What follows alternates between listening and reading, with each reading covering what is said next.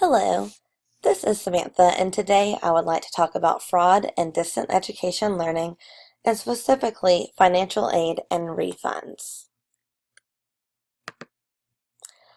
I would like to introduce you to a few students that applied to Crestwick College for the spring 2015 semester.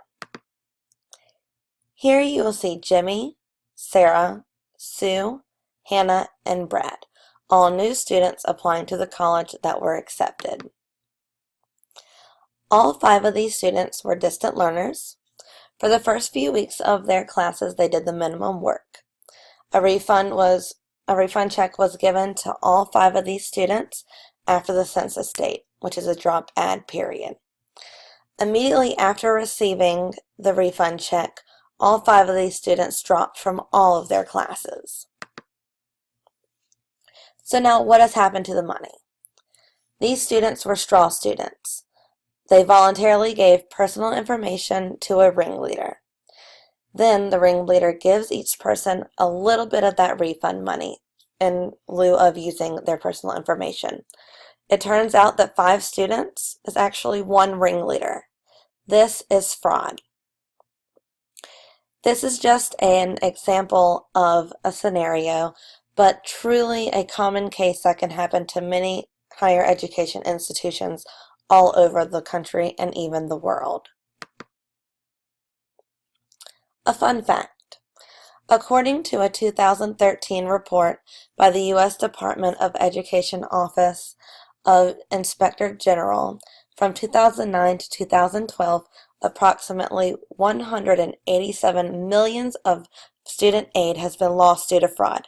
Actually, that's not a fun fact at all. Preventions. What can we as higher education professionals do to prevent fraud from occurring at our institutions? Before the students are accepted as distant learners, check IP addresses. The only counterside to that is that many family members could be pursuing a degree at the same time, but just to double check that. Also, check for duplicate emails.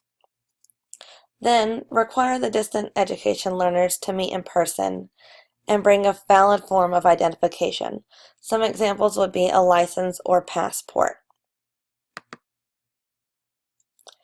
What can be done after they're into the college and are taking the online courses or even hybrid courses? Have a username and password that is unique to that student. On the other hand, the student can still give their personal information for the username and password to someone else.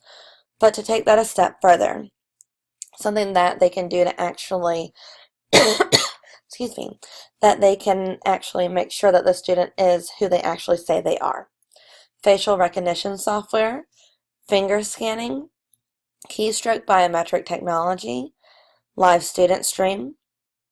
Train staff members and make clear policies. This mainly would be for your financial aid staff. Give refunds and payments versus one full payment. Then, to get the payments, the students must meet a certain academic standard.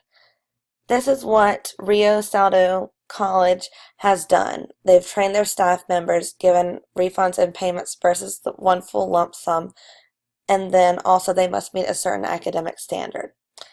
Then just evaluate your current policies. This way you know what's in place and what maybe can be done to better the school. So in conclusion, know that financial aid fraud is happening through distance education learning and online programs. Be aware that it could happen to any institution. Ensure that the student is who they say they are. Minimize or prevent fraud by taking extra precautions. Some resources that were able to help me with this project and paper, also with my personal experience at UNCW as a distance education learner. To make sure that we are who we are required to do a live feed and log in with our name and email that we are using. And this is to help provide accuracy that we are the ones actually attending class, and then also come to a student showcase at the end of the semester. And that concludes my presentation for today. If you have any questions, feel free to email me scp6827@uncw.edu. Thank you so much and have a great day.